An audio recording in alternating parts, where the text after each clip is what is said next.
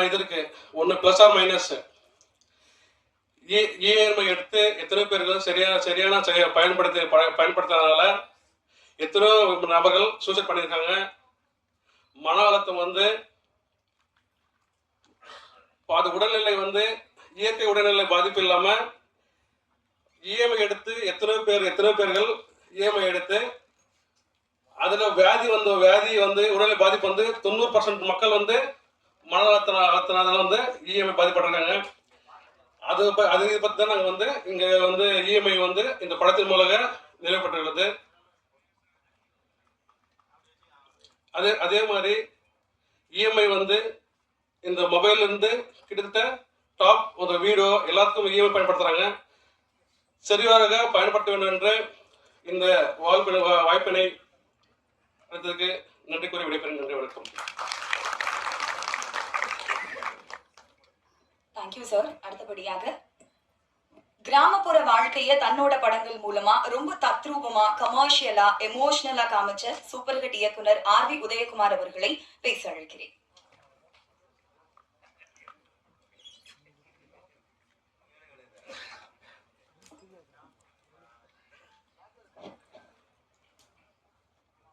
பாக்கியராஜன் எந்திரிக்கும் போதே சொல்லிட்டார், நீ அர்ஜென்ட்டாக போகணுமோ அப்படின்னு.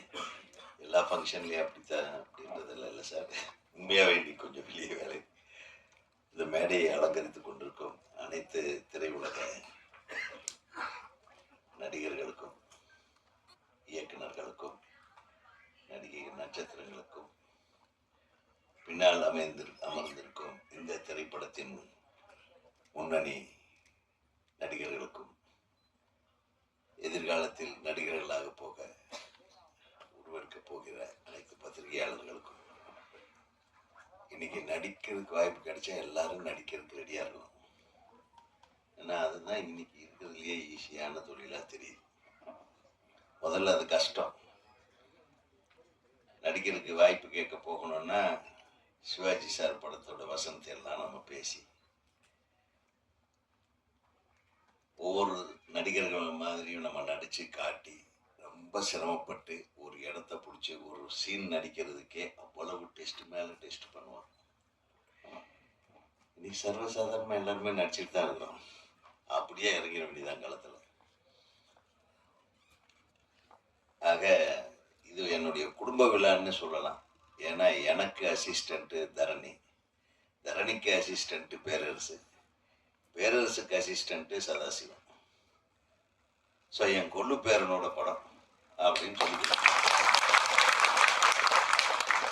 எவ்வளோ அழகாக இருக்கு. இப்படிதான் இருக்கணும் சினிமா. ஃபில்ம் இண்டஸ்ட்ரியில் எப்படி இயக்குனர் இமயம் பாரதி ராஜா, பாக்கியராஜன், அதுக்கப்புறம் பார்த்திபன், பாண்டியராஜன் அப்படின்னு அவன் கொள்ளு பேரன் எடுத்துட்டு உட்காந்துருக்கிற மிகப்பெரிய தாத்தா. ஸோ இந்த மாதிரி தாத்தாக்களாக இங்கே நாங்கள் எல்லாம் கலந்து கொண்டிருக்கோம். இந்த இஎம்ஐ இது உண்மையிலுமே சதாசிவத்துக்கு ஃபஸ்ட்டு இஎம்ஐ சக்ஸஸ் ஆயிருன்னு நினைக்கிறேன். எந்த டெபிட்டும் இல்லாமல் அவர் சொன்னார், ப்ரொடியூசர் அழகாக சொன்னார், இஎம்ஐ கட்ட முடியாமல் கெட்டவனும் உண்டு, இஎம்ஐ கட்டி தப்பிச்சு வாழ்ந்தவனும் உண்டு. 2 விதமான இஎம்ஐ சொன்னான். எக்ஸ்ட்ராடினரி மணி இன்ட்ரெஸ்ட், அதில் போய் மாட்டினான்னா அவன் காலி. ஈஸி மணி இன்ட்ரெஸ்டில் மாட்டினான்னா அவன் தப்பிச்சிடும். ஸோ இஎம்ஐங்கிறது ஒரு நல்ல விஷயம். நல்ல பேங்க்கில் போய் கரெக்டான வட்டியில் இஎம்ஐ கட்டிட்டு வந்தோம்னா நம்ம அகலக்கால் வைக்காமல் நம்ம தகுதிக்கேற்ப கடனை வாங்குபவர்கள் தப்பித்து கொள்ளலாம். இன்றைக்கி தான் நான் ஒரு ஆடியோ ரிலீஸுக்கு போகிறேன்னு என் ஃப்ரெண்ட் ஒருத்தர்கிட்ட சொன்னேன். ஃபோனில் என்ன அர்ஜென்ட்டாக பார்க்கணும்னு சொன்னார். என்னங்க ஆடியோ ரிலீஸு? அவர் ரொம்ப கோவிச்சுக்கிட்டார். இஎம்ஐன்னு ஒரு படம். சரிங்க, இப்போல்லாம் எங்கேங்க தமிழ் படம்? முதல்ல எல்லாம் வெளி மாநிலத்திலிருந்து நடிகர்கள் வந்து நடிக்கிறதுக்கு தமிழ் படத்தில் நடிக்கணும், அதுதான் எங்களுடைய மிகப்பெரிய எய்ம்னு சொல்லுவாங்க. ஒரு ஹிந்தியிலேருந்து ஒரு ஹீரோயின் வந்து தமிழில் நடிக்கிறத ஒரு பெருமையாக நினைப்பாங்க. தமிழ் படம் எடுக்கிறத ஒரு பெருமையாக நினைச்ச ப்ரொடியூசர்கள் இருக்காங்க. தெலுங்கு ப்ரொடியூசர்கள் நிறைய பேர் மலையாளம், கர்நாடகாவிலேருந்தெல்லாம் வந்து தமிழ் சினிமா எடுத்திருக்காங்க. இன்னைக்கு இருக்கிறதுலையே 5வது இடத்துல 6வது இடத்துல இருக்கிறது தமிழ் சினிமா. இன்னைக்கெல்லாம் தெலுங்கு சினிமா நம்பர் 1 இருக்கு, மலையாள சினிமா நம்பர் 2 இருக்கு, கர்நாடகா சினிமாவும் நல்லா இருக்கு. இதுக்கு காரணம் யாரு? கிரியேட்டர்கள் இங்க இருக்காங்க, இல்லாம இல்லை. சரியான தயாரிப்பாளர்கள் இல்லை. சரியானவர்களை தேர்ந்தெடுக்கக்கூடிய தயாரிப்பு நிறுவனங்கள் எல்லாம் இப்போ அவங்க பூட்டு போட்டிட்டு வீட்டுக்கு போயிட்டாங்க. பெரிய பெரிய தயாரிப்பு நிறுவனங்கள் எல்லாம் இன்று படம் எடுக்கக்கூடாது என்ற முடிவோடு இருக்கிறார்கள். ஏனென்றால் முதல்ல படம் எடுத்தா ஈஸியா வியாபாரம் ஆகும். இப்போ முந்தானை முடிச்சாகட்டும், எஜமான் ஆகட்டும், அதே பேரரசு பண்ண அஜித் படம், படம் திருப்பதி, இதெல்லாம் வந்து எனக்கு தெரிய ஏவிஎம் வந்து பூஜை எண்ணிக்கை எல்லாத்துக்கும் செட்டில்மெண்ட் முடிஞ்சிடும். பூஜை எண்ணிக்கை லாபம் இவ்வளவு என்று தெரிந்து போய்விடும். அப்படி இருந்த சினிமா இன்னைக்கு எங்க இருக்கு? எவ்வளவு போராட்டமா இருக்கு. ஒரு கதை முடிவு பண்ற வரையிலும் நடிகர் நடிகைகளை முடிவு பண்ண முடியறதில்லை. ஷூட்டிங் போற வரையிலும் இவர் தான் நடிக்க போறாருன்னு யாருக்கும் தெரியாது. அப்படியே முடிஞ்சாலும் இந்த படம் அப்படியே தொடங்கினாலும் இந்த படம் முடியுமா முடியாதான்னு தெரியாது.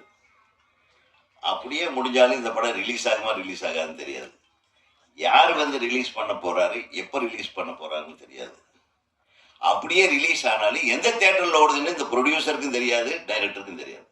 என்ன தமிழ் சினிமா? கொஞ்சம் சற்று சிந்திக்க வேண்டிய விஷயம்.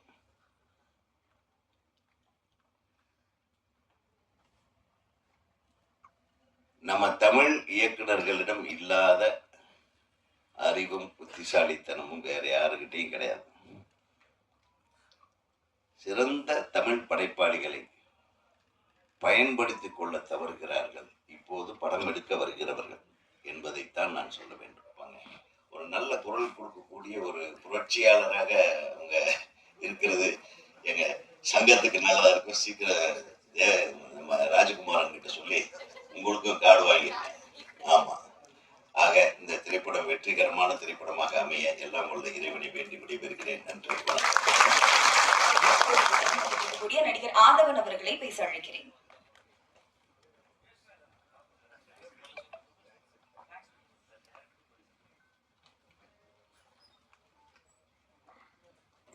அனைவருக்கும் மாலை வணக்கம்.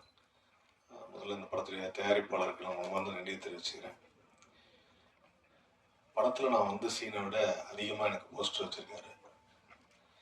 அதுவே எனக்கு ரொம்ப சந்தோஷமாக இருந்தது. நான் அப்போ வந்து வீட்டில் எங்கள் அப்பாட்ட வரும்போது சொல்லிட்டு வந்தேன், இனி அஜித்துக்கு அப்புறம் நான் தான் அப்படின்னு. என்ன சொல்கிறேன் அப்படின்னாரு. அவரும் வருஷத்துக்கு ஒன்று தான் பண்ணுறாரு, நானும் வருஷத்துக்கு ஒரு படம் தான் பண்ணுறேன். என்ன ஒரு படம் ஃபுல்லாக வருவார், நான் படத்தில் ஒரு 2-3 சீன் தான் வருவேன் அப்படின்னு. ஸோ அந்த ஒரு அருமையான வாய்ப்பு வந்து சதாசிவம் சார். இது கொஞ்ச நேரத்தில் உதயகுமார் அண்ணன் பேசும்போது ஃபங்க்ஷன் மாதிரி வந்துட்டோமோ, இது இயக்குனர் சங்க விழாவோன்னு நினச்சிட்டேன். ஏன்னா எல்லாம் வரிசையாக மாபெரும் இயக்குனர்கள் அவங்களுக்குள்ள இருக்கிற அந்த சின்ன சின்ன விஷயங்களை ரொம்ப அழகாக பேசி பேரரசு சாரை படத்தில் கூட ஹீரோயின் கொஞ்ச நேரம் தான் அப்பான்னு சொல்லியிருப்பாங்க. உதயகுமார் சார் ஒரு 5-6 வாட்டி சொல்லிட்டாருங்கிற வருத்தத்தில் இருக்கார் பேரரசு சார். ஸோ எனக்கு இந்த விழா ரொம்ப சிறப்பான ஒரு விழா. அவர் சொன்ன மாதிரி இன்னைக்கு நிறைய படங்கள் வந்து ரிலீஸ் ஆகாமல் இருக்குங்கிறது உங்கள் எல்லாருக்குமே தெரியும்.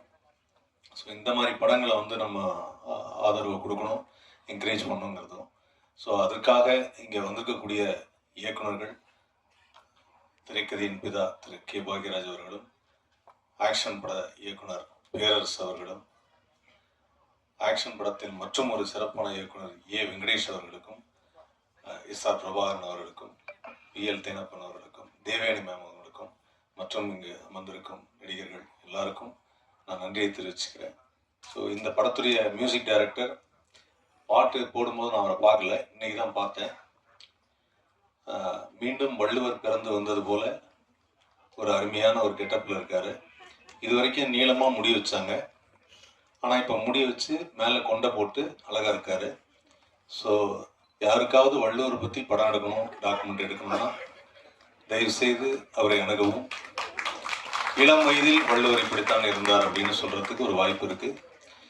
சொல்ல முடியாது, இன்ஸ்டாகிராமில் அந்த வீடியோவாக போட்டு இதுதான் வள்ளுவரின் சிறிய வயது புகைப்படம்னு கூட போடுவாங்க. அதுவும் நம்ம பார்த்துட்டு லைக்கும் போடுவோம். ஸோ அதனால் அந்த மாதிரி ஒரு அற்புதமான வாய்ப்பு அவருக்கு இருக்குது. அண்ட் இந்த படத்து மூலிமா நயன்தாராக்கு பிறகு இனிமேல் எனக்கு பட்டம் வேண்டாம் அப்படின்னு சொன்னேன்.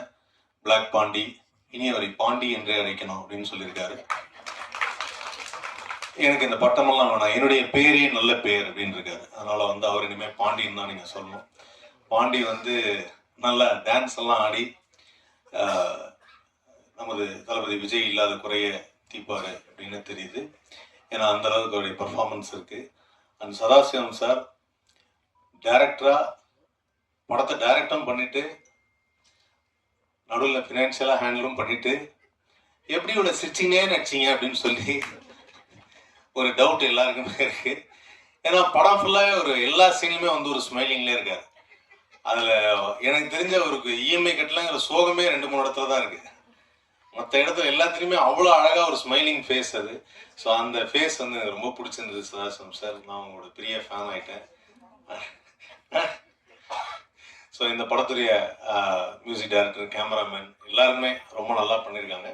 அண்ட் ஏற்கனவே சொன்ன மாதிரி பெரிய படங்கள், இன்னைக்கு இருக்கிற தயாரிப்பாளர்கள் எல்லாருமே என்னோட ஃப்ரெண்டு ஒருத்தர் கதை சொல்ல போனார். படம் என்ன தம்பி, ஒரு 40 கோடி ரூபா பட்ஜெட் இருக்குமோ ஒருத்தர் கேட்டார். இல்லை சார் 4 கோடி ரூபா. ஏன் 4 கோடி ரூபாய் நான் படம் பண்ணுறதில்ல பண்ணிட்டார். ஸோ அதனால் இப்போ இருக்கிற தயாரிப்பாளர் எல்லாருமே 40 கோடிக்கு படம் பண்ணணும், பெரிய லெவலில் பேசணும், பிஸ்னஸ் அந்த வெளியில் 4 பேருக்கு தெரியணும் அப்படின்னு நினைக்கிறாங்க. தவிர கண்டென்ட்டுக்கு முக்கியத்துவம் கொடுக்கறதில்ல அப்படின்னு சொன்னார். ரொம்ப சிறப்பான ஒரு விஷயத்தை உதயகுமார் சொல்லிட்டு போயிருக்காரு. உண்மைதான். ஆனால் ஒரே ஒரு விஷயம் மட்டும் தெளிவாக நம்ம எல்லாரும் நம்பணும். லைஃப்பில் அட்வான்ஸ் டெக்னாலஜி வரும், லேட்டஸ்ட் ஃபுட்டு வரும், என்ன வேணாலும் வரும், பீஸா வரும், பர்கர் வரும், என்ன வரும். ஆனால் எங்கள் தெருவில் ஒரு ஓரமாக ஒரு அம்மா இட்லி சுட்டு இருந்துச்சு. கடந்த 25 வருஷமாக அந்த இட்லி மட்டும் தான் சுட்டு வைக்குது. அந்த இட்லியை சாப்பிட்றதுக்குன்னு எப்பவுமே வந்துட்டு இருக்காங்க. காரணம் என்னென்னா, பசியை போக்குறதுக்கு நம்ம மனசுக்கு பிடிச்சது இட்லி தான். அதனால அங்கே என்ன தெரிஞ்சுக்கிட்டோம்னா, கான்டென்ட் தான் ரொம்ப முக்கியம். சும்மா கலராக நம்ம சாயம் போட்டுட்டு பூசிக்கிட்டே இருக்க முடியாது அப்படின்னு. ஸோ அதனால எது புதுசாக வந்தாலும் இன்னைக்கு கதை ரொம்ப முக்கியம் அப்படிங்கிறத ரொம்ப அழுத்தமாக சொல்லிட்டு போயிருக்காரு. கண்டிப்பாக அதை வருங்காலத்தில் வரக்கூடிய திரைப்படங்கள் எல்லாம் பண்ணுவாங்க அப்படிங்கிற நம்பிக்கை இருக்கு.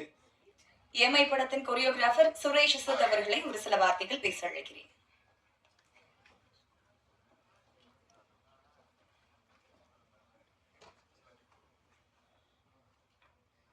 அனைவருக்கும் வணக்கம்.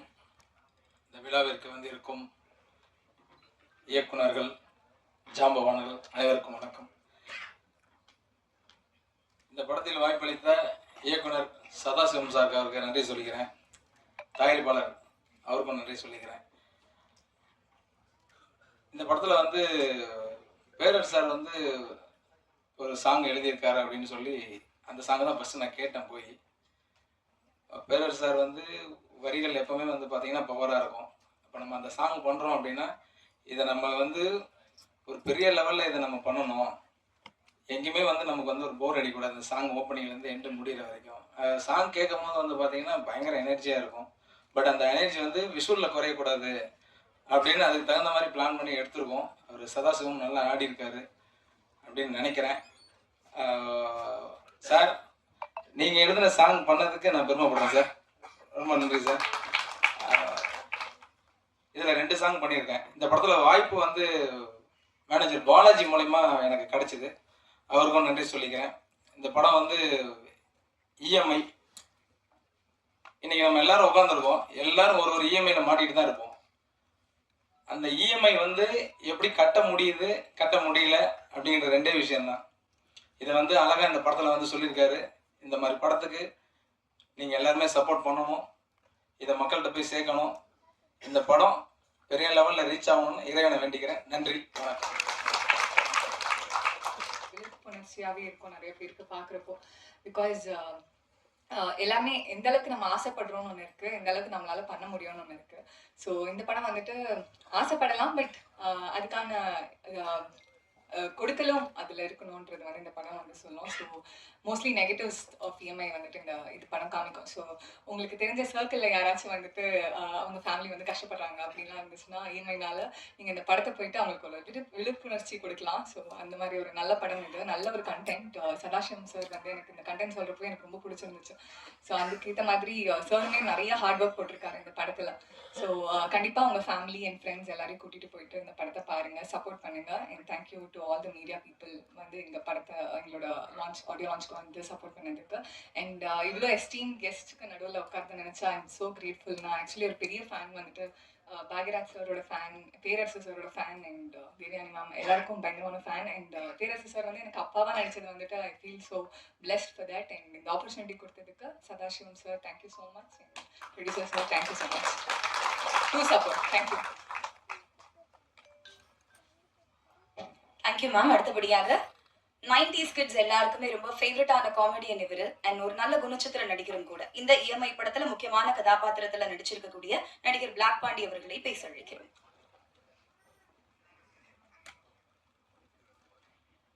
அன்பு உறவுகளுக்கு இந்த பிளாக் பாண்டியின் பணிவான வணக்கங்கள். எத்தனை பேருக்கு இந்த இஎம்ஐ கனெக்ட் ஆகிருக்கிறது? கண்டிப்பாக இங்கே இருக்க எல்லாருமே வந்து இஎம்ஐ வாங்கியிருப்பீங்கன்னு ஒரு பெரிய நம்பிக்கை இருக்குது. கை தூக்கலாமா? அப்போ யாருமே இஎம்ஐ இல்லைண்ணா. எனக்கு இந்த படம் எப்படின்னா, பல இஎம்ஐயை கட்டுறதுக்கு ஹெல்ப் பண்ணிச்சு. அதுக்கு மலையன் சார் தேங்க்ஸ் சொல்கிறேன். இல்லை, பொதுவாக ஒரு படத்துக்கு பேமெண்ட் வாங்குறது இருக்குல்ல, அது சான்ஸை வாங்குறத பெரிய கஷ்டம். இந்த சான்ஸ் கூட ஈஸியாக கிடச்சிரும். ஆனால் இந்த பேமெண்ட் வாங்குறது இருப்பாருங்க. நானும் இந்த 26 வருஷமாக நடிச்சிட்டு இருக்கேன். சைல்டு ஆர்டிஸ்ட்லேருந்து தயாரிக்கிற எல்லாருமே நாங்கள் படம் பண்ணுறோம், நீங்கள் சம்பளத்தை எவ்வளோ வாங்கிக்கங்கன்னு சொல்லுவாங்க. ஆனால் முழுசாக கொடுக்கறது ஒரு சில பேர் பட்டு தான். அதில் எங்களுடைய ப்ரொடியூசர் மலையன் சாருக்கு ரொம்ப நன்றி. அது யாரையும் குறை சொல்கிறதுக்கே கிடையாது. முதல்ல முக்கியமாக எங்களுடைய திரை கடவுளுக்கு மேடையில் இருக்கக்கூடிய தெய்வங்களுக்கு ரொம்ப நன்றி. எங்களை ஒரு படத்தை வந்து சப்போர்ட் பண்ணுறதுக்கு முன்னாடி நிற்கிற எங்களுடைய, ஏன்னா இந்த பொறுப்பு எல்லாருக்குமே இருக்கணும்னு நினைக்கிறேன். சார் இதை நான் பேசலாமான்னு தெரியாது, ஆர்வி உதயகுமார் சார் சொல்லிட்டு போயிட்டாங்க. நிறைய இடத்துல பேசணும்னு ஆதங்கம் இருக்கும். ப்ரெஸ் முன்னாடி எப்படி பேசுறது, ஒன்று சொன்னால் எதாவது, இப்போ நான் நிறைய ப்ரெஸ்ஸில் பேசும்போது பார்த்தீங்கன்னா ஏதாவது ஒன்று சொல்லியிருப்போம், அதை மாற்றி சொல்லி போட்டுற மாதிரி ஒரு ஃபீல் இருக்குது. ஏன்னா நிறைய பேர் முன்னாடி வந்து எதாவது சொல்லிட்டோமா, எதாவது மாற்றி சொன்னால் முன்னாடி ஒருத்தர் எழுதி அது வாய்ப்பு கிடைக்கும். இப்போ எழுதுறதுக்கோ எதையா ஒன்று போட்டு மாற்றி தான் சொல்கிறாங்க. சமீபத்தில் ஒரு இன்டர்வியூவில் நான் பேசாத ஒரு விஷயத்த சொல்லி ஒருத்தர் ஒரு 10-20 கால் எனக்கு ஃபோன் பண்ண அளவுக்கு ஆச்சு. ஏன்னா நெகட்டிவாக போட்டால் தான் உங்களை பார்க்குறாங்கன்னு சொல்லி ஃபோனில் சொல்கிறாங்க. அந்த மாதிரிலாம் இருக்குது. ஸோ எப்படி ஒரு இயக்குநர்களுக்கும் தயாரிப்பாளருக்கும் ஒரு படத்தை திரையுலகத்தை சரியாக வழிநடத்துறதுக்கு ஒரு முக்கிய பங்கு இருக்கோ, நம்மளுடைய பத்திரிகையாளரும் உங்கள் பாதம் தொட்டு கேட்டுக்கிறேன், உங்களுக்கும் அந்த பங்கு இருக்குது. பார்த்து எழுதுங்க, பார்த்து செய்யுங்க. ஆர்வி உதயகுமார் சார் சொல்லிட்டு போனாங்க. எனக்கு இப்போ கூட பேரரசன் ஒரு ரெக்வஸ்ட் மாதிரி தான் கேட்டேன், வேண்டுகோள், ஒரு ஆதங்கம் தான். ஏன்னா இதுக்கு முன்னாடி ஒரு படம் நடிச்சிருந்தேன். 40 படங்கள் கிட்டத்தட்ட வெளியே வர வேண்டிய போராட்டங்கள் இருக்குது. அதில் ஒவ்வொரு படமும் வரும்போது எனக்கு ஒரு திருவிழாவாக ஃபீல் ஆகுது. ஒரு ப்ரொடியூசர் நடித்த எனக்கு சம்பளம் வாங்கின எனக்கே எவ்வளோ இருக்குன்னா, அந்த படத்தை தயாரித்த தயாரிப்பாளர்களுக்கு எவ்வளோ பெயின் இருக்கும், எவ்வளோ கனவுகள் இருக்கும், டைரக்டருக்கு எவ்வளோ விஷயங்கள் இருக்கும்னு ஆசையாக இருக்கும். அவங்க எப்படியாவது இந்த படத்தை வெளியே கொண்டு வந்துடணுமே அப்படின்ட்டு. நிறைய பேர் கேட்பாங்க, பாண்டி என்ன சமயத்தில் நடிக்கலையானுவாங்க. ஐயோ நடிச்சுக்கிட்டு தாங்க இருக்கேன், படங்கள் தயாரிப்பாளர்கள் வெளியே கொண்டு வரணும். அந்த ஆப்ளிகேஷனை இப்பயும் இயக்குனர் சங்கத்துக்கு முன்னாடி வைக்கிறேன். ஏன்னா தயாரிப்பாளர்களும் இயக்குனரும் சேர்ந்து மட்டும்தான் இந்த இண்டஸ்ட்ரியை காக்க முடியும். மற்ற எல்லாருமே வேலை பார்க்குறவங்க தான். ஏன்னா கிரியேட்டர்ஸ் அவங்க தான். ஒருத்தர் கிரியேட்டர் நம்பி ஒருத்தவங்க பணம் போடுறாங்க. அந்த ப்ரொடியூசருக்கு உண்மையிலே சொல்கிறேன் சார், ரிலீஸ் பண்ணுறதுக்கு வழிகள் இல்லாமல் ரொம்ப கஷ்டப்படுறாங்க சார். ஒவ்வொரு ப்ரொடியூசர்ஸுமே முடிச்சிடுறாங்க. இப்போ புது தயாரிப்பாளர் இருக்காங்க. நம்ம தயாரிப்பாளரும் இயக்குனர் சங்கமும் சேர்ந்து ஒரு கமிட்டி ஒன்று ஃபார்ம் பண்ணி ஒரு படத்தை எப்படி ப்ராப்பராக ரிலீஸ் பண்ணலாம், ஒரு ப்ரெஸ் மீட் இப்படி ஒரு இந்த வழியில் இத்தனை தியேட்டர்ஸ் ரிலீஸ் பண்ணலாம். ஏன்னா கிட்டத்தட்ட 25 லட்ச ரூபா அந்த தயாரிப்பாளர் இழந்திருக்காங்க. தனிப்பட்டவங்க போங்க சார், இண்டஸ்ட்ரி வேணாம் சார் அப்படின்னு அந்த ப்ரொடியூசர் போயிட்டார். ஸோ அந்த மாதிரி எந்த தயாரிப்பாளருக்கும் நடக்கக்கூடாது. நீங்கள் நினச்சிங்கன்னா இந்த கமிட்டியை கரெக்டாக ஃபாலோ பண்ணி அவங்களுக்கு அந்த படத்தின் மூலிமா ஒரு பெரிய வருவாய் எடுத்து ஒரு சங்கத்துக்கு வருமானம் வரலுக்கோ கூட செஞ்சிங்கன்னா கைட் பண்ணுறதுக்கு இங்கே ஆள் இல்லை சார். இந்த வழியில் ரிலீஸ் பண்ணுங்கள். இத்தனை படங்கள் ரிலீஸ் ஆச்சுன்னா அது சிறு தயாரிப்பாளர்கள் தான் 80% ஆஃப் இண்டஸ்ட்ரியில் எல்லாருக்கும் வேலை கொடுக்குறது. 10% வந்து ஒரு 10 to 20% மட்டும் தான் பெரிய படங்கள் நடக்குது. இப்போ நான் பெரிய படங்கள் நடிச்சிட்டு இருந்தேன். இப்போ பெரிய படத்தில் திருப்பி விஜய் படத்திலே திருப்பி நடிக்க முடியுமா? அடுத்தபடியாக தமிழ் சினிமால சுந்தர பாண்டியன், செங்கலம் மாதிரியான சிறந்த படைப்புகளை கொடுத்துட்டு இருக்கக்கூடிய சிறப்பு விருந்தினர் இயக்குனர் SR பிரபாகரன் அவர்களை அன்போடு பேச அழைக்கிறோம். அன்புக்குரிய அனைவருக்கும் வணக்கம். பாக்கியராஜ் சார் மேடை இது. அந்த மேடையில் நானும் வந்து உட்காந்துருக்கேன். பக்கத்தில் இருக்கின்றதே எனக்கு ஒரு பெருமை. பேரர் சார், அரவிந்த் சார், என்னுடைய குருநாதர் வெங்கடேஷ் சார் எல்லாருமே இருக்க மேடை ரொம்ப சந்தோஷமாக இருக்குது. ஃபஸ்ட்டு வந்து இந்த விழாவுக்கு என்னை அழைத்த பேரர் சாருக்கு வந்து ஒரு பெரிய நன்றி. ஏன்னா வந்து ஒரு குருநாதராக தன்னோட சிஷியர்களுடைய படைப்புகளுக்கு எத்தனை பேர் வந்து அழைப்பாங்கன்னு தெரியலை. அவரை படம் மாதிரி அவரை எடுத்துக்கிட்டு அவர் டைரக்ட் பண்ண ஒரு படம் மாதிரி இதை ஃபீல் பண்ணி ஒவ்வொருத்தரையும் அழைச்சிருக்காரு. இது வந்து பேரரசருக்காக வந்து அவருடைய சிஷியருக்காக பேரரசரோட அழைப்பின் பேரில் வந்த உறவுகள் எல்லாருமே. ஸோ மேடையில் இருக்க எல்லாருக்குமே ஒரு பெரிய நன்றி, பெரிய வணக்கம். தயாரிப்பாளருக்கு வந்து ஃபஸ்ட்டு ஒரு தேங்க்ஸ் சொல்லிக்கிறேன். முதல்ல வந்து எல்லா மேடைகளையும் நான் சொல்கிறது, ஒரு அறிமுக இயக்குனருடைய படங்களுக்கும் ஒரு புது ஹீரோக்கள் வச்சு வர படங்களுடைய தயாரிப்பாளருக்கு வந்து ஒரு பெரிய கட்ஸ் இருக்கணும். அது வந்து உங்ககிட்ட இருக்குது. மற்ற தயாரிப்பாளரோட இன்னும் நீங்கள் எங்கே மாறுபடுறீங்க அப்படின்னு நான் நினைக்கிறேன்னா, ஒரு டைரக்டரே ஹீரோவா இன்ட்ரோ கொடுக்குறதுக்கு அதுக்கு நீங்கள் ஒரு பெரிய ஹோப் கொடுத்து அவர் கொண்டு வந்திருக்கீங்க. அது ஒரு மிகப்பெரிய நன்றி.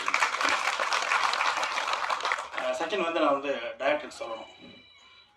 ரொம்ப இயல்பாக இருக்கார் நண்பர் வந்து. ரொம்ப பார்க்கும்போது அதாவது நிறைய படங்கள் நம்ம வந்து பார்த்துட்டு சொல்லுவோம், ரொம்ப யதார்த்தமான ரொம்ப லைவாக இருக்கக்கூடிய படங்கள்லாம் பார்த்துட்டு அந்த ஹீரோயின் வந்து மெயினாக சொல்லுவோம், நம்ம பக்கத்து வீட்டு பொண்ணு மாதிரி இருக்காங்க, எங்கள் குடும்பத்து பொண்ணு மாதிரி இருக்காங்க, எங்கள் வீட்டு பொண்ணு மாதிரி இருக்காங்க அப்படின்னு சொல்லுவாங்க. இப்போ தேவயானி மேடம்லாம் அவங்களோட படங்கள்லாம் பார்க்கும்போது எல்லா படங்கள்லையும் அவங்களோட கேரக்டர் அப்படி தான் இருக்கும். நம்ம பக்கத்து வீட்டில் நம்ம பார்த்த பழகின ஒரு அக்காவோ தங்கச்சியோ இல்லை எதிர் வீட்டில் இருக்கக்கூடிய ஒரு முறப்பண்ணாவோ எப்படியோ ஏதோ உள்ள கனெக்ட் ஆகிட்டே இருப்பாங்க. அந்த மாதிரி நிறைய ஹீரோயின்ஸ் இருப்பாங்க. அப்படி ஹீரோயின் மட்டும் தான் நம்ம சொல்லுவோம். எனக்கு இந்த படத்தோடைய சாங்ஸ் ட்ரெய்லர்லாம் பார்க்கும்போது ஹீரோ அப்படி தோணுச்சு. நம்ம பக்கத்து வீட்டு பையன் மாதிரி, நம்ம ஃப்ரெண்டு மாதிரி, நமக்கு ரொம்ப பழக்கமான ஒரு நண்பராக, பழக்கமான ஒரு முகமாக இருந்துச்சு. ஸோ உங்களுக்கு ஒரு பெரிய வெல்கம் உங்களுக்கு. ஏன்னா ரொம்ப இயல்பாக நடிக்கிறீங்க. ஃபஸ்ட்டு தயக்கம் வந்து கொஞ்சம் கொஞ்சம் இருக்குது, ஆனால் அது நிச்சயமாக ஒரு படத்தில் முதல் படத்தில் இருக்கும். அதெல்லாம் தாண்டி உங்களோட டான்ஸ் பெர்ஃபார்மாக இருக்கட்டும், உங்களோட ஃபேஸ் ரியாக்ஷனாக இருக்கட்டும், எதுலேயுமே நடிப்புக்கு தயக்கமோ பயமோ இல்லை. ஸோ இந்த அச்சம் இல்லாமல் ஒன்று இருக்கீங்க இல்லையா, ஒரு திரையில் வர்றீங்க இல்லையா, உங்கள் ஏஜுக்கு அதுக்கும் நிச்சயமாக உங்களுக்கு ஒரு பெரிய இடம் காத்திருக்கு நான் நம்புகிறேன். படத்தில் இருக்கிற 2013 டைரக்டர் நானும் ஃபஸ்ட்டு ஒரு படம் பண்ணோம். அதுக்கப்புறம் இப்போ மறுபடியும் ஒரு 13-14 வருஷம் கழிச்சு மறுபடியும் சேர்ந்து பண்ணியிருக்கோம். 10 வருஷமாக ஆல்மோஸ்ட் படமே இல்லை. மறுபடியும் கூப்பிட்டு என்னை பண்ணதுக்கு ரொம்ப தேங்க்யூ. அது மலையன் சாரும் ரொம்ப சப்போர்ட்டிவாக இருந்து எனக்கு எல்லாமே நல்லா செஞ்சு கொடுத்தாரு. அவருக்கும் ரொம்ப தேங்க்யூ.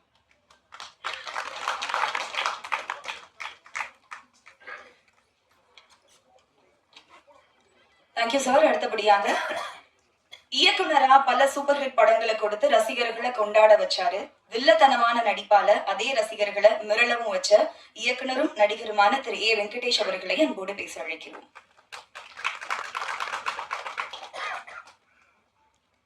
வந்திருக்கும் அனைவருக்கும் என்னுடைய இனிய மாலை வணக்கம். மேடையில் அமர்ந்திருக்கும் பாக்கியராஜ் சார் அவர்கள், பேரரசு சார் அவர்கள், தேனப்பன் அவர்கள், தேவயானி அவர்கள் மற்றும் அரவிந்த்ராஜ் அவர்கள், SR பிரபாகரன் அவர்கள், இந்த படம் சம்பந்தப்பட்ட அதாவது ஹீரோவாகவும் இயக்குநராகவும் சதாசிவம், ஹீரோயின் இசையமைப்பாளர் ஸ்ரீநாத் மற்றும் தயாரிப்பாளர் உள்பட நம்ம ஆதவன், பாண்டி எல்லோருக்கும் என்னுடைய மனமார்ந்த வாழ்த்துக்கள். இயக்குனர் சங்கத்தில் ஆதவன் தான் சொன்னார்ல, இயக்குனர் சங்கமே உட்காந்துருக்குன்னு, எல்லாம் பேரரசு சார் அவர்களுக்காக தான். பரவாயில்ல, இவர் நம்ம பிரபாகரனையாவது பேரரசு சார் கூப்பிட்டாரு, என்னைய வந்து யாரும் கூப்பிடல, நம்பியை கூப்பிட்டாப்புல. எங்கள் யூனியனுடைய ஒருங்கிணைப்பாளர் நம்பி வந்து ஃபோன் பண்ணி, சார் இந்த படத்தை ஆடியோ ஃபங்க்ஷன் நீங்கள் வரணும் அப்படின்னாரு. அப்படியா அப்படின்னா, இல்லை சார் நீ இது வந்து பேரரசு சாருடைய அசிஸ்டண்ட்டு அப்படின்னாரு. பேரரசு சார் அசிஸ்டண்ட்டுன்னு ஒன்று அப்போ மறுக்க முடியாது, கண்டிப்பாக வந்து தான் ஆகணும். ஏன்னா பேரரசு வந்து அந்த அளவுக்கு எங்கள் சங்கத்துக்கு வந்து இன்றைக்கி உழைச்சிட்டு இருக்கிற ஒரு உழைப்பாளி. ஸோ அந்த அன்றைக்கி சங்கத்தின் இணைச்செயலாளர்ன்ற முறையில் கண்டிப்பாக அந்த ஃபங்க்ஷனை கலந்துக்கணுன்ட்டு வந்தேன். பொதுவாக வந்து பார்த்தீங்கன்னா இயக்குனர் சங்கத்தில் இருக்கக்கூடிய மெம்பர்ஸில் 90% ஆட்களுக்கு வந்து இவருடைய பாதிப்பு இல்லாமல் அவங்க சினிமாவுக்கு வந்திருக்கவே மாட்டாங்க. அதுதான் எங்கள் எழுத்தாளர் சங்க தலைவர் திரு பாக்கியராஜ் சார் அவர்கள். எந்த டைரக்டர் கேட்டாலும் சரிதான், அவருடைய பாதிப்பு, அவர் படங்களை பார்த்தோம், அவருடைய இன்ஸ்பிரேஷன் இருந்துச்சு அப்படின்னு சொல்லுவாங்க. அந்த அளவுக்கு பாக்யராஜ் சார் வந்து எல்லாத்துக்குமே தெரியும். நான் மீண்டும் மீண்டும் அவரை பற்றி சொல்லிட்டு இருக்கிறதுக்கு ஒரு எதுக்காக இந்த விஷயத்த சொல்ல வரேன்னா, பாக்யராஜ் சார் அவர்கள் வந்து நான் முதலாக சந்தித்தது ஒரு விமான பயணத்தில் தான். நான் அவருடைய தீவிர ரசிகன், அவருடைய படங்கள் ரெஃபரன்ஸ் அவ்வளோ பார்ப்பேன். ஆனால் ஃபஸ்ட்டு ஏர்போர்ட்டில் பார்க்குற இது ஃப்ளைட்டில் உள்ளே தான் உட்காரும் போது தான் பார்க்குறேன், என் பக்கத்தில் வந்து உட்காருதா அவர். எனக்கு ஷாக்கு, உடம்புலாம் வளவெல்லாம் விளக்குது. ஒரு புக்கோட உட்காந்துருந்தாரு. வணக்கம் சார் அப்படின்னா திரும்பி பார்த்து வணக்கம் அப்படின்னா, சார் நீங்கள் மறந்துருப்பீங்க, எனக்கு ஞாபகம் இருக்குது, அதை புக்கை படிச்சுட்டு அப்போ சார் நான் டைரக்டர் வெங்கடேஷன் தெரியும் அப்படின்னாரு. அப்போ நான் சொன்னேன், அவருடைய படங்களை பற்றிலாம் பேசிட்டு இருந்தேன். சார் நீங்கள் விடிவரை காத்துற படத்தை திரும்ப ரீமேக் பண்ணலாமா சார் அப்படின்னு அவர்கிட்ட கேட்டேன். இது இருக்கும் ஒரு 12 வருஷமாவது இருக்கும். ரீமேக் பண்ணலாமா சார் அப்படின்னு கேட்கும்போது, நான் பண்ணணும் ஐடியா வச்சுருக்கேன் அப்படின்னு சொன்னார். அந்த மாதிரி அவருடைய படங்கள் எல்லாமே ஒரு இன்னைய வரைக்கும் படைப்புகளுக்கு வந்து ஒரு ரெஃபரன்ஸ் தான். அதே போல எனக்கு ஒரு பெரிய ஒரு ஆதங்கம் என்ன உண்டுன்னு கேட்டிங்கன்னா, ஒரு டாக்டர்னு பார்த்தீங்கன்னா அவர் ஒரு எக்ஸ்பீரியன்ஸ் டாக்டருங்க அப்படிம்பாங்க. ஒரு பில்டர் கன்ஸ்ட்ரக்ஷன் எடுத்துக்கிட்டீங்கன்னா அவர் ஒரு எக்ஸ்பீரியன்ஸ் கன்ஸ்ட்ரக்டருங்க, அவர் ஒரு எக்ஸ்பீரியன்ஸ் இன்ஜினியருங்க அப்படின்னு எல்லாத்துக்கும் எக்ஸ்பீரியன்ஸ் சொல்லுவாங்க. ஆனால் சினிமாவில் மட்டும் குறிப்பாக அதுவும் இயக்குநர்களை எக்ஸ்பீரியன்ஸ் ஆயிடுச்சுன்னா ஏதோ ஒரு பழைய பீஸ் அப்படின்ற மாதிரியே ஒரு ஃபீல் வந்து எல்லாத்தையும் இருக்குது. தயாரிப்பாளர்கிட்ட இருக்குது, ஹீரோக்கிட்ட இருக்குது, எல்லாருக்குமே இருக்குது. இதை நான் குற்றச்சாட்டாக சொல்லலை, அந்த எக்ஸ்பீரியன்ஸை பயன்படுத்தணும் அப்படின்னு நான் சொல்கிறேன். இப்போ பாக்யராஜ் சார் இருக்காருன்னா திரைக்கதையில் இன்னை வரைக்கும் அவருடைய கதையில் ரெஃபரன்ஸ் பண்ணி நிறைய படங்கள் நானே சொல்லுவேன். அவருடைய படங்களையும் இன்னும் இப்போ ரீசெண்டாக வந்து ஹிட்டான படங்களையும் ஈஸியாக ரெஃபர் பண்ணலாம் திரைக்கதைக்கு. அப்படி அவருடைய திரைக்கதையில் வந்து இன்னைக்கும் அவருடைய திரைக்கதையினுடைய பேட்டர்ன் தான் போயிட்டு இருக்குன்றதுல எந்த விதமான மாற்று கருத்தும் கிடையாது. வாங்க சினிமாவை பற்றி பேசலாம்னு அவர் சார் ஒரு புக் எழுதியிருந்தாரு. அந்த புக்கை படிச்சீங்கன்னா, அந்த புக்கை படிச்சுட்டு நீங்க திரைக்கதை எழுதிடலாம். அவ்வளவு ஈஸியா திரைக்கதை பத்தி சொல்லியிருப்பாரு. இணை தயாரிப்பாளரா இருந்து தயாரிப்பாளரா உயர்ந்து நடிகராகவும் அசத்திட்டு இருக்கக்கூடிய தயாரிப்பாளரும் நடிகருமான திரு PL தேனப்பன் அவர்களை அன்போடு பேச அழைக்கிறோம்.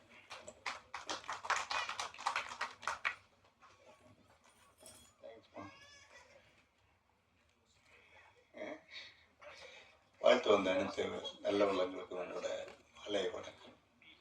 இப்போ இயக்குனர்ஸில் வந்து இதுக்கு நடுவில் நான் உட்காந்துருக்கேன். இப்போ தேவயானி மேடம் கூட டைரக்ட் ஆகிட்டாங்கன்னு சொன்னாங்க. என்னோட மனமார்ந்த வாழ்த்துக்கள். நிச்சயமாக பாக்யராஜ் சாரும், SR பிரபாகர், பேரரசு, வெங்கடேஷ் சார், இவங்கெல்லாம் இருக்கிற மேடையில் அரவிந்தராஜ் சார், இவங்கெல்லாம் இருக்கிற மேடையில் என்னையும் கூப்பிட்டதில் எனக்கு ரொம்ப சந்தோஷம். என்னை வந்து டைரக்டர் சதாசிவன் தான் கூப்பிட்டாரு, பேரரசு கூப்பிடல. எனக்கு அப்படியெல்லாம் ஒன்றும் இல்லை. என்னை மதித்து யார் கூப்பிட்டாலும் டெஃபினட்டாக ஃப்ரீயாக இருந்தேன்னா போயிடுவேன். அது ஒரு சின்ன படம்னா டெஃபினட்டாக அங்கே முதல்ல அந்த டைமுக்கு வந்து நிற்பேன். இது என்ன எனக்கு என்ன ஒன்றுமே இல்லை, சும்மா அப்படியே ஆஃபீஸில் உட்காந்து டிவி பார்த்துட்டு இருக்கிறதுக்கு இங்கே வந்து ஒரு 4 பேருக்கு உதவியாக இருந்தேன் யூஸாமிங்கிற ஒரு எண்ணத்தில் தான் வந்து என்னெல்லாம் பிடிச்சது ஏதாவது ஹெல்ப் பண்ண முடியும்னு சொன்னேன். இப்போ உதயகுமார் சார் சொன்ன மாதிரி படங்கள் எடுக்கிறது ப்ரொடியூசர்ஸ் இல்லை அப்படிங்கிறது சொன்னதில் இல்லை, நாங்கள்லாம் ரெடியாக தான் இருக்கோம். ஏன்னா எல்லா நடிகருமே இப்போ வந்து அவங்க சொந்த படம், அவங்க மாமா மச்சான், அவங்க சித்தி பையன் இப்படியே படம் எடுத்துக்கிட்டா நாங்கள்லாம் என்ன வேலையை பார்க்கறது. இப்போ என் நிலைமை வந்து நடிகரா இல்லை தயாரிப்பாளரா என்னன்னே தெரியல. ஆனால் எனக்கு சுட்டுப்பட்டால் இது தவிர வேறு எதுவுமே தெரியாது. அதனால் சினிமாவில் நம்ம உண்மையாக இருந்தனால ஏதோ விதத்தில் ஏதோ ஒன்று இயக்குனர் எல்லாம் சேர்ந்து என்னை நடிக்க கூப்பிட்டு சொல்லி கொடுத்து ஏதோ கொஞ்சம் அங்கே ஏதோ நடிச்சுட்டு இருக்கேன் ஏதோ படங்களில். நாங்களாம் ரெடியாக தான் இருக்கோம் படம் எடுக்கிறதுக்கு. நல்ல கண்டென்ட் கிடைக்கல. கண்டென்ட் கிடைச்சா டெஃபினட்டாக நான் இப்போ கடைசியாக எடுத்த படம் பேரன்பு மம்முக்கை வச்சு பண்ணேன். அதுக்கப்புறம் ஒரு நல்ல ஒரு செட்டப் கிடைக்கல. நான் எடுத்த எல்லா படமுமே எங்கள் ஆஃபீஸ் தேடி வந்த ப்ராஜெக்ட் தான். நான் எதுவும் எந்த நடிகர் வீட்டில் போய் நின்று கேரவனுக்கு உள்ள நின்று டேட் வாங்கியெல்லாம் படம்லாம் பண்ணல. நல்ல கண்டென்ட் இருந்தால் படம் பண்ணுறதுக்கு ரெடியாக தான் இருக்கும். ஆனால் எங்கே நல்ல கண்டென்ட் கிடைக்க மாட்டேங்குது. இப்போ அவர் சொன்னார் பேசில் ஜோசப், அது பொன்மான்னு ஒரு படம் முந்தானத்து ரிலீஸ் ஆச்சு OTTயில். அதில் ஒரு சின்ன லைனை கரெக்டாக பண்ணுறாங்க அவங்க. அது மாதிரி தமிழில் வந்துட்டு தான் இருக்குது, நான் இல்லைன்னு சொல்ல. இப்போ டிராகன் மாதிரியும் இப்போ லவ் டுடே பண்ணார் அந்த பிரதீப் ரங்கனா, அதே மாதிரி தான் இந்த சதாசிவம் இந்த படத்தில் பண்ணியிருக்காரு. ஐ திங்க் டைரக்டர் கம் ஹீரோவாக பண்ணியிருக்காரு. நிச்சயமாக இந்த ப்ரொடியூசருக்கும் என்னோட மனமார்ந்த வாழ்த்துக்கள். திரைக்கதை மன்னன் அருமை அண்ணன் பாக்யராஜ் சார் அவர்களே, தயாரிப்பாளர் தேனப்பன் அவர்களே, படத்தின் கதாநாயகி அவர்களே, அன்பு சகோதரி தேவயானி மேடம் அவர்களே, பிரபாகரன் அவர்களே, நண்பர் வெங்கடேஷ் அவர்களே, ஒரு நல்ல விஷயம் என்னங்கிறது தெரிஞ்சது எல்லாரும் பேசும்போது. தயாரிப்பாளர் யாருக்குமே இஎம்ஐ சொல்லாம காசை கொடுத்துருக்காரு. எல்லாரும் வாங்கிட்டாங்க. யாருக்கும் அவர் இஎம்ஐ சொல்ல அடுத்த மாதம் வந்து வாங்கிக்கங்க, ரிலீஸ் ஆனோன்னு வாங்கிக்கங்கன்னு. அப்படிப்பட்ட தயாரிப்பாளர் திரைத்துறைக்கு வந்திருக்கிறார். உங்களை வரவேற்கின்றோம். ஏன்னா எல்லாரும் பேசும்போது வந்து தயாரிப்பாளரை பற்றி ரொம்ப பெருமையாக சொன்னாங்க. அது உண்மையிலே சந்தோஷமாக இருந்தது.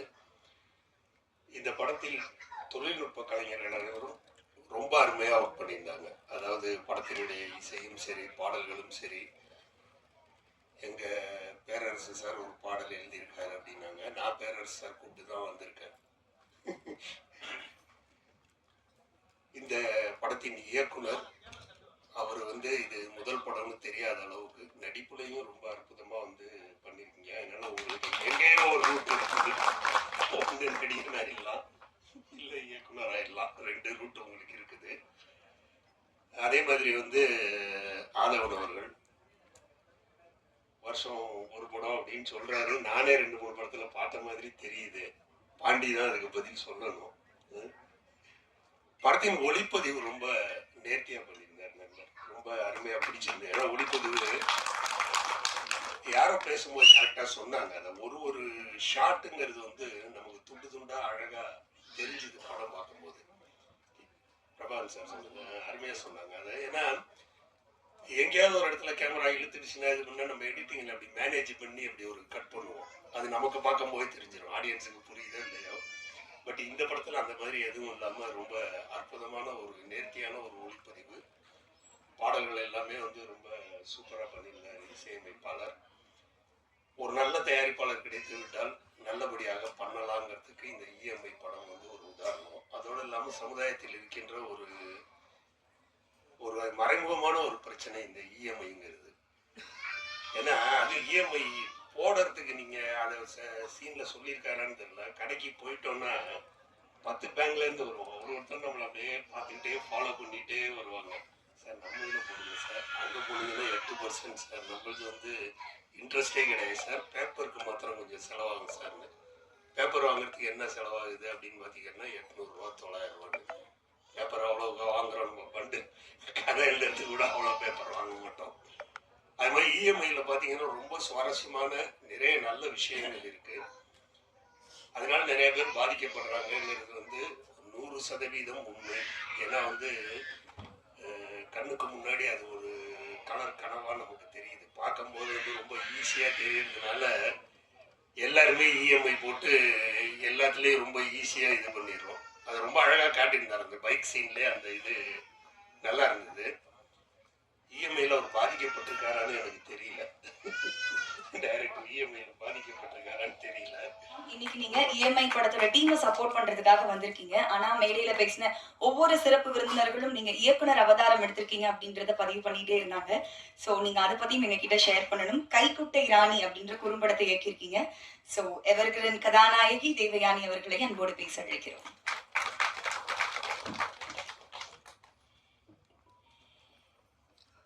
மேடையில வீட்டிற்கும் பாக்யராஜ் சார் வணக்கம், அரவிந்த்ராஜ் சார், வெங்கடேஷ் சார், பேரரசு சார், இஎம்ஐ படத்தோட கதாநாயகி, படத்தோட ப்ரொடியூசர், டைரக்டர், எவ்ரிபடி, இங்க வந்திருக்கும் அனைவருக்கும், பிரஸ், மீடியா எல்லாருக்கும் உங்க தேவயானி ராஜகுமாரின் அன்பான வணக்கம். எனக்கு டைரக்டர்ஸ் யூனியனில் இருந்து இஎம்ஐயோட போஸ்டர் அனுப்புனாங்க, இந்த மாதிரி கலந்து கொள்ள வேண்டும் அப்படி சொல்லி. அதை பார்த்த உடனே எனக்கு ரொம்ப பிடிச்சிருந்தது. இஎம்ஐ டைட்டிலே ரொம்ப பிடிச்சிருந்தது. எல்லாருக்கும் கனெக்ட் ஆகிற மாதிரி டைட்டில், யூனிவர்சல் டைட்டில் தான் அது. ஸோ இஎம்ஐ இல்லாமல் யாராலே இருக்க முடியாது போல் இருக்கேன். அப்படி ஒரு லைஃப்பில் நம்ம வந்திருக்கோம். நல்லதும் கெட்டதும் கரெக்டாக நம்ம அதை யூஸ் பண்ணால் அதை விட ஒரு சிறப்பான ஒரு விஷயம் இல்லை இஎம்ஐ, இல்லையா? வீடு வாங்குறதுலேருந்து வண்டி வாங்குறதுலேருந்து எல்லாத்துக்கும் உதவுது. ஆனால் அதை வந்து தப்பாக நம்ம ஓவராக பண்ணிட்டோம்னா கூட அது கெடுதல் தான். ஸோ எந்த அளவுக்கு அதை யூஸ் பண்ணுறோமோ அதுதான் அது. பட் அதை ஒரு விழிப்புணர்வாகவும் ஒரு நல்ல விஷயமாகவும் படத்தில் சொல்லியிருப்பாங்க. ஸோ படத்தோட ப்ரொடியூசருக்கு முதல்ல நம்ம வரவேற்போம். அவர் ஜெயிக்கணும். இந்த காலத்துல படம் பண்ணிட்டு ரிலீஸ் பண்றது, எந்த காலத்திலயும் படம் பண்ணிட்டு ரிலீஸ் பண்றது ரொம்ப பெரிய ஒரு மிகப்பெரிய ஒரு சாதனை. அந்த சாதனையில நீங்க இறங்கியிருக்கீங்க சார், வாழ்த்துக்கள். நீங்க ஜெயிக்கணும், அதுதான் ரொம்ப முக்கியமானது. நம்ம போட்ட காசை நமக்கு திரும்பி வரணும், அதுல இருந்து அட்லீஸ்ட் 10 20 நமக்கு அதிகமா கிடைக்கணும். அந்த மாதிரி ஒரு நல்ல உங்களுக்கு வரணும். And I hope it happens. Yes. So அதே மாதிரி படத்தோட டைரக்டருக்கு வாழ்த்துக்கள். நாங்கெல்லாம் நடிக்கும் போது டைரக்டர்ஸ் வந்து நமக்கு கதை சொல்லும் போது நடுவில் நாங்கள் கேட்போம், நீங்கள் யாரோட அசிஸ்டன்ட் அப்படி கேட்போம். ஸோ அந்த மாதிரி நிறைய விக்ரமன் சாரோட அசிஸ்டன்ஸோட ஒர்க் பண்ணியிருக்கேன். KS ரவிக்குமார் சாரோட நிறைய அசிஸ்டன்ஸ் கூட நான் படங்கள் பண்ணியிருக்கேன். சுந்தர் சி சாரோட நிறைய அசிஸ்டன்ஸ் கூட ஒர்க் பண்ணியிருக்கேன். ஸோ நிறைய நிறைய நிறைய நல்ல புதிய தயாரிப்பாளர் கூட நான் வந்து ஃபர்ஸ்ட் படம் பண்ணியிருக்கேன். ஸோ அவங்க எல்லாம் வந்து ஒரு ஜெனரேஷன்ஸாக வருவாங்க, எந்த ஸ்கூல்லேருந்து வராங்க. ரொம்ப சந்தோஷம், பேரரசு சாரோட ஸ்கூல்லேருந்து வந்திருக்கீங்க, வாழ்த்துக்கள். இந்த படத்தில் ஒர்க் பண்ண Dhanya, all the best to you. And படத்தில் நடித்த ஆதவன் சார், நிறைய இன்னும் நீங்கள் நடிக்கணும். உங்கள் ஸ்பீச் ரொம்ப அருமையாக இருந்தது. இன்னும் வருஷத்துல 2-3 படங்கள் பண்ணுங்க சார். அஜித் குமார் சார் மாதிரி இருக்காதீங்க. We want you to see more. And Pandi, you also. I think I worked with you long back, இல்லையா? சேர்ந்து ஒர்க் பண்ணியிருக்கோம் நம்ம. So you should work more. And everybody, and the hero of the today's function, you look so cute. So all the best to you. I hope this film is a grand success. நான் miss பண்ணிட்டேன், I'm sorry. Audio கொஞ்சம் means trailer பார்க்குறதுக்கு கொஞ்சம் late ஆயிடுச்சு. But anyway ரொம்ப நல்லா இருக்கும்னு நினைக்கிறேன். இதில் ஒர்க் பண்ணுற எல்லாருக்கும், ஃபுல் டீமுக்கு என்னோட வாழ்த்துக்கள். நிறைய சக்ஸஸ், பெரிய சக்ஸஸ் ஆகும். பங்கு கொண்ட கலைஞராக தாங்க நான் கலந்துக்கிறேன்.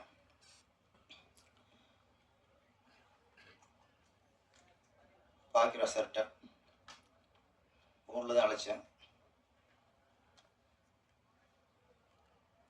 மாணவி சார்கிட்ட சொல்லி அஸ்ன்னு சொல்லுங்க அப்படின்னு சொல்லி சொன்னோட எந்த மறுப்பு இல்லாமல் சார் ஒன்று வந்துட்டாரு.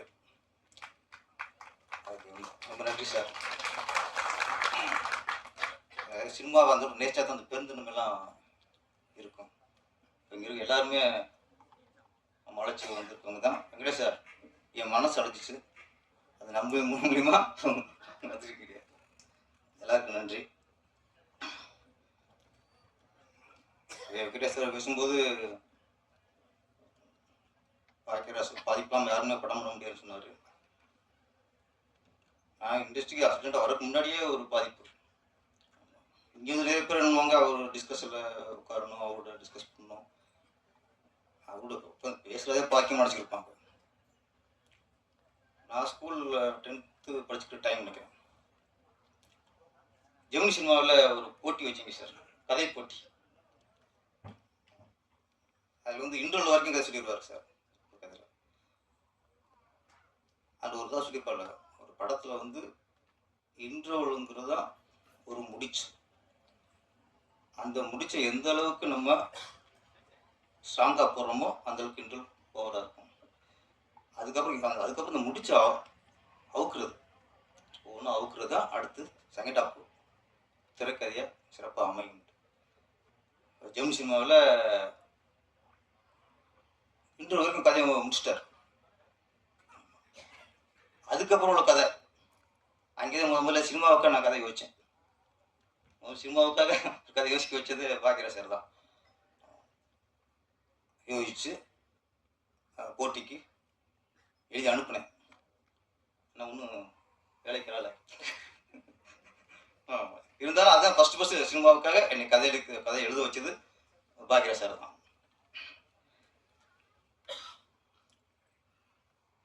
பாக்கியராஜ் பற்றி இப்போ நிறைய பேர் பெஸ்ட்டு இருக்கலாம். அவன் எப்படின்னா கதை, திரைக்கதை, வசனம், டைரக்ஷன், எப்போ இது 3 தான். முன்னெல்லாம் திரைக்கதை டைரக்ஷன் தான் இருக்கும். இந்த கதை, திரைக்கதை, வசனம், டைரக்ஷன் இது 3ம் போட்டால் தான் அவன் தான் முழுமையான டைரக்டரு அப்படின்னு ஒரு வந்து டி ராஜர் ஒருத்தர், அப்புறம் சார். அதுக்கப்புறம் அந்த இது 3 போடணும்.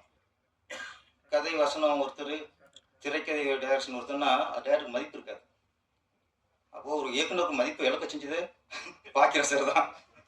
அப்போ இப்போ மலையாளத்தை சொன்னீங்களே, மலையாளத்தில் வந்து எப்படின்னா இங்கே தமிழ் ஃபீல்டு ஏன் அப்படி இருக்குது, மலையாள ஃபீல்டு ஏன் இன்னைக்கு சிறந்து விளங்குது அப்படின்னா, இங்கே ப்ரொடியூசர் என்ன பண்ணுறாங்க, ஒரு பாக்கெட்ஸை ஒர்க் பண்ணியிருக்கேன் அப்படின்னு பண்ணிக்கிறேன். ஆமாம், எத்தனை ஒர்க் பண்ணிக்கிறேன், பாக்கெட்ஸை 10 ஒர்க் பண்ணியிருக்கேன். முந்தான முடிச்சு தூணு வச்சு டார்லிங் டார்லிங் டார்லிங் டார்லிங் நான் சொல்லிட்டு ஓகே ஓகே.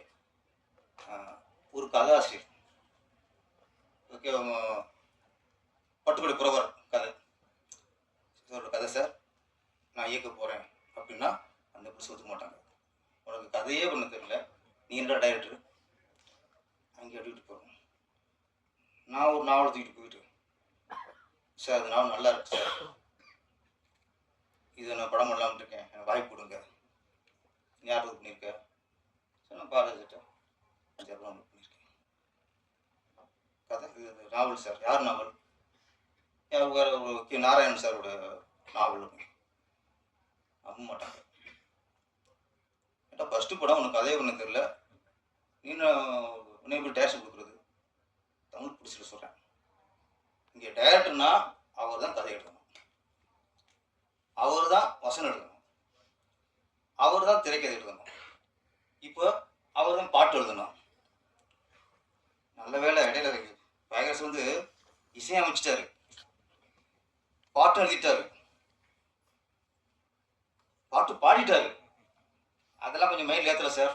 இல்லைன்னா இப்போ வரவங்களாம் கதை, திரைக்கதை, வசனம், இசை, பாடல்கள், பாட்டு பாடணும், நீ தான் டேரக்ஷன் இருந்தால் தான் உங்கள் டேரக்டர் ஒத்துக்கும்னு ஆயிருக்கும். பேரரசு சார் அவர்களுக்கும் எனது நன்றியை தெரிவித்துக் கொள்கிறேன்.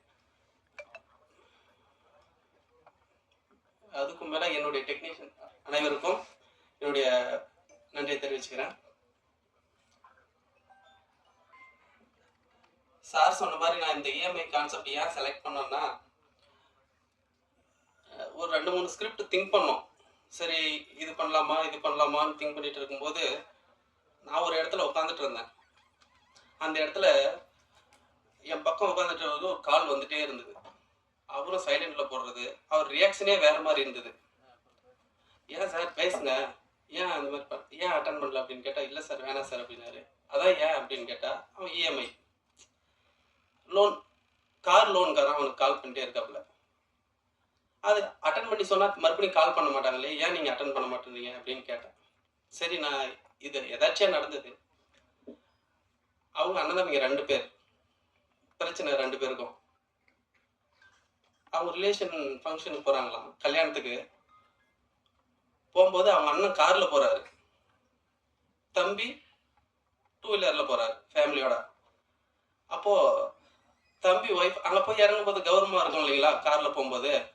அப்போது தம்பி ஒய்ஃப் கேட்குறாங்க அவங்க ஹஸ்பண்ட் கிட்ட, எனக்கும் இந்த மாதிரி கண்டிப்பாக கார் எடுத்தாகணும், இல்லைன்னா நான் அவங்க கூட எங்கேயும் வரமாட்டேன் அப்படின்னு சொல்லி. சரி இப்போ தான் இஎம்ஐயில் கிடைக்குது எடுத்துடலாம் அப்படின்னு சொல்லிட்டு அவரும் கார் எடுத்துட்டு இருக்காரு. கார் எடுத்து ஒரு கொஞ்ச நாள் கரெக்டாக இஎம்ஐ போயிட்டு இருக்கு.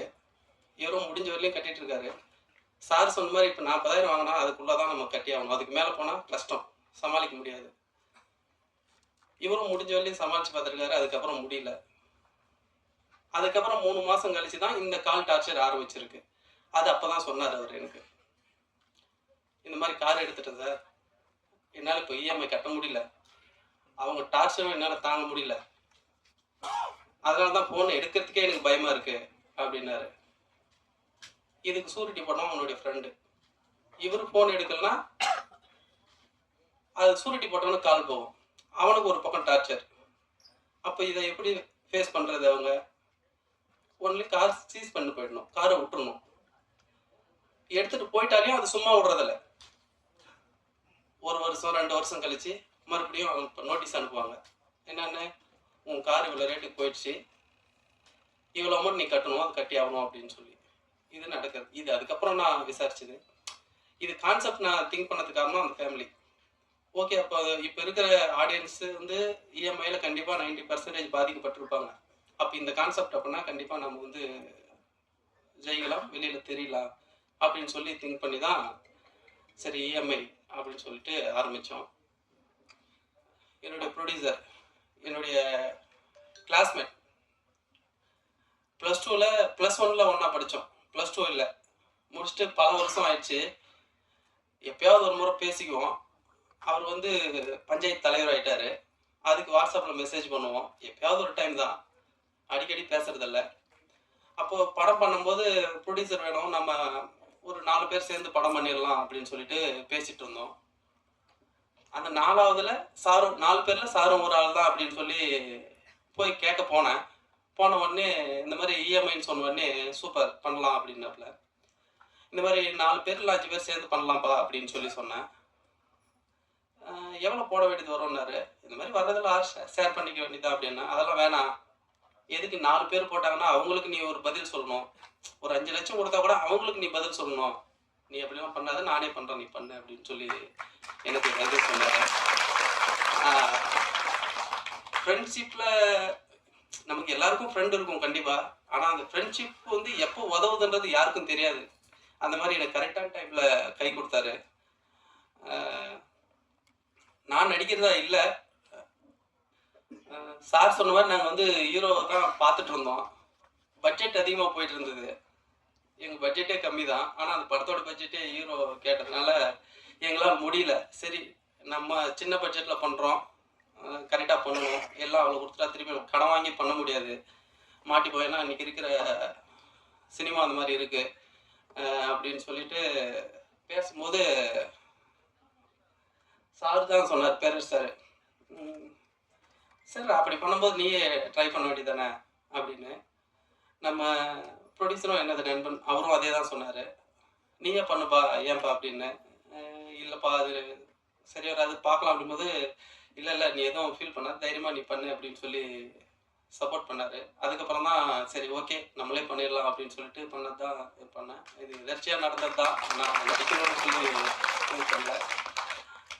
அது மாதிரி ஒவ்வொரு விஷயமும் இதுவரையிலையும் செலவாகிருக்கிறது ₹1 கூட என்கிட்ட இதுவரையிலையும் கணக்கு கேட்கல என்னுடைய நண்பன். அதே மாதிரி அவருக்கு கரெக்டாக உண்மையாக நானும் நடந்துட்டு இருக்கேன். இதுவரையிலையும் எனக்கு லைஃப் கொடுக்குறாரு.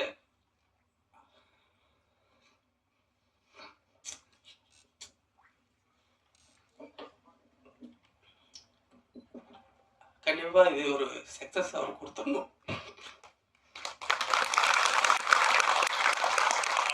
அந்த நன்றியை வந்து எப்படி தெரிவிக்கணும்னு தெரியல, அவருக்கு அந்த கலங்கிடுச்சு. ஸோ அந்த அளவுக்கு அவருக்கு நன்றி. அதே மாதிரி ஒருத்தர் அழகாக சொன்னாங்க, அரவிந்த் ராஜன் சொன்னாங்க நினைக்கிறேன், இஎம்ஐ யாருக்கும் வைக்கல நினைக்கிறேன் ப்ரொடியூசர். அந்த அளவுக்கு டெக்னீஷியன்கிட்டையும் வந்து அரவணை போல எல்லாத்தையும் செட்டில் பண்ணி இது பண்ணியிருக்காரு. அதுக்காகவும் இவர் இவ்வளோ சிரமப்பட்டதை டிஸ்ட்ரிபியூட் பண்ணுறவரும் இங்கே வந்திருக்காரு இல்லை, அவருக்கும் என்னுடைய மனமார்ந்த நன்றி வந்து தெரிவிச்சுக்கிறேன். இந்த பொண்ணை பற்றி தெரிஞ்சுக்கணும்னா ஆத்தங்கரைக்கு போயிடலன்னா கிணத்து மேட்டு குளத்து மேட்டில் போய் பாரு, பொண்ணை பற்றி தெரியும் அப்படிம்பாங்க. அந்த மாதிரி வந்து சினிமாவில் வந்து யாராவது புதுசாக டைரக்ட் பண்ண வர்றாங்க அப்படின்னு சொன்னோம்னா அவங்க எங்கடா வேலை பார்த்தாங்க அப்படிங்கிற மாதிரி சொல்லி அவங்கள வச்சு தான் இவங்க எப்படி என்னங்கிறது தான் தெரிஞ்சுக்க முடியும்னு சொல்லுவாங்க. அந்த மாதிரி சதாசிவம் சின்னராஜ் அவர்கள் வந்து எங்கே வேலை பார்த்தாரு என்ன அப்படின்னு சொல்லி விசாரிக்கும் போது, அப்புறம் முதல்ல அவர் வந்து திருமணிக்கிட்ட வேலை பார்த்தாரு, அதுக்கப்புறம் கடைசியில் வந்து பேரரசுக்கிட்ட வந்து வேலை பார்த்தாரு அப்படின்னு சொல்லி சொன்னாங்க. ஸோ முதல்ல வந்து இந்த படத்தினுடைய இசை வெளியீட்டு விழா அப்படிங்கிறதுனால வந்து இந்த பிச்சை கோடீஸ்வரன் ஆகணும், அவர் அந்த அளவுக்கு பாட்டு போட்டிருக்காரு, நல்லா மெலடியும் நல்லா போட்டிருக்காரு. அதே மாதிரி அவருடைய அஸ்கு பிஸ்குன்னு சொல்லி ரிஸ்க் எனக்கு ரிஸ்க் அந்த பாட்டு, அதையும் 6/8 பாட்டும் ரொம்ப நல்லா போட்டிருக்காரு. அதனால சாங்ஸை பொறுத்த வரைக்கும் சொல்கிற போகாத அளவு பண்ணியிருக்காரு. மற்ற டெக்னீஷியன் எல்லாருமே ரொம்ப சிறப்பாக வந்து இதில் பணியாற்றிருக்காங்க. எல்லாத்துக்கும் என்னுடைய வாழ்த்துக்களை வந்து முதல்ல தெரிவிச்சுக்கிறேன். பேரரசு அவர்கள் வந்து நிறைய விஷயங்கள் என்னை பற்றி என் படங்களை பார்த்து அதெல்லாம் பார்த்து பண்ணுவேன் அப்படின்னு சொல்லிட்டு அப்பப்போ மனைவி இவங்கெல்லாம் வந்து சொல்லுவாங்க. ஸோ அவர் வந்து படங்களில் வந்து அவர் எங்கடா வேலை பார்த்தாரு அப்படின்னு சொல்லி பார்த்தோம்னா அவர் பார்த்ததுக்கும் அவர் பண்ண படங்களுக்கும் பார்த்தோம்னா அது ரொம்ப வித்தியாசமாக தான் இருக்கும். ஏன்னா ராமநாதன் சார் இப்போ பண்ணியிருக்காரு. அவர் மனுஷன் நம்புறத விட நாய் பூனை புலி இந்த மாதிரி வந்து இதை நம்பினா பெட்டர் அப்படிங்கிற மாதிரி நிறைய படம் அதில் வந்து ஆடு அந்த மாதிரி அவர் இது பண்ணவர். அதுக்கப்புறம் தரணிக்கிட்டையும் வேலை பார்த்துருக்காரு. ஆனால் இவர் ரெண்டும் இல்லாமல் இவர் ஒரு டைப்பில் வந்து இவருடைய படங்கள் இருந்தது. அது வந்து அவருடைய படங்களில் வந்து பெரும்பாலும் அந்த தங்கச்சி சென்டிமெண்ட்டு மிஸ் ஆகாமல் இருந்திருக்கும். அம்மா சென்டிமெண்ட்டு அண்ணன் தம்பிங்கிறது. அதுக்கப்புறம் தப்பு பண்ணுறவன் வந்து தண்டனைக்கு உள்ளாகணும், தப்பு பண்ணுறவன் திருத்தணும் அப்படிங்கிற மாதிரி எல்லாமே ஒரு நெகட்டிவ் இல்லாமல் பாசிட்டிவான படங்களாக தான் அவர் எல்லாமே பண்ணியிருக்காரு. அதே மாதிரி அவருடைய டைலாக்ஸோட அது எனக்கு சொன்னாங்க, இந்த மாதிரி இந்த திருப்பாச்சி டைட்டிலே எப்படி வந்தது அப்படிங்கிறது சொல்லி அடித்தா கிள்ளி சொல்ல படித்த திருப்பாச்சி அப்படிங்கிறத விஜய் வந்து இது நீங்களே பேசுங்க நல்லா இருக்கும் பேரரசு அப்படிங்கிற மாதிரி சொல்லி அவர் அந்த இது பண்ணார் அப்படிமா. அதே மாதிரி பாடல்கள் எல்லாம் அவர் அங்கங்கே வந்துக்கிட்டு இருப்பார். தேவர குலுசிலாம் எம்ஜிஆர் படமாக இருக்கும், பாட்டாக இருக்கும். யார் சரோஜி தேவியும் எம்ஜிஆர் பாட்டு இருப்பாங்க. திடீர்னு தேவர் அப்படி ஒரு வக்கீல் போர் அப்படி நீக்கிட்டு அப்படி வருவார். ஒவ்வொரு படத்துலையும் அந்த பாட்டை பாடலாம் அப்படி டப்புன்னு எங்காவது ஒரு படம் விழுந்து அப்படி எட்டி பார்ப்பார். தேவர்கிட்ட கேட்பாங்க, என்னென்ன அவர் 2-8 பாட்டுக்க நீங்கள் நடுவில் வந்து இதில் வந்து இப்போ டப்புன்னு டைன்னு கையில் கத்தியோடு வந்து நிற்கிறீங்க. அவன் தம்மடிக்கு எந்திரிச்சு போயிடுவான், வேறு எதுக்காக எந்திரிச்சு போவானுங்க. நான் அப்படி ஒரு என்ட்ரி கொடுத்து கத்தியோடு இருந்தேன்னா பாட்டு முடியக்குள்ளே ஏதாவது பண்ணாலும் பண்ணிடுவாருன்னு சொல்லிட்டு அவனும் வெளியே போக மாட்டேன்டா அப்படின்னு.